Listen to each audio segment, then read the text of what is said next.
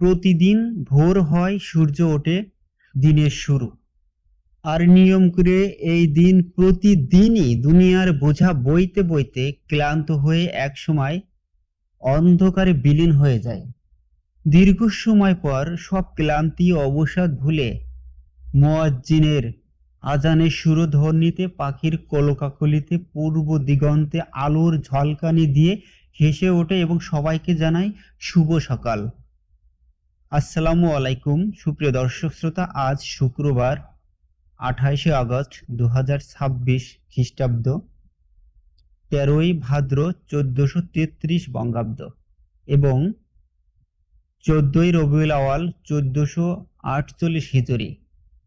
দর্শক শ্রোতা, বাংলাদেশের ঋতু পরিক্রমায় বর্তমানে শরৎকাল।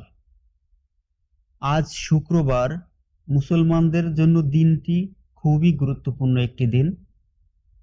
তো দর্শক শ্রোতা, পরিশেষে যাওয়ার আগে আপনাদের জন্য শুভকামনা রইল, দিনটি সবার বরকতময় হোক।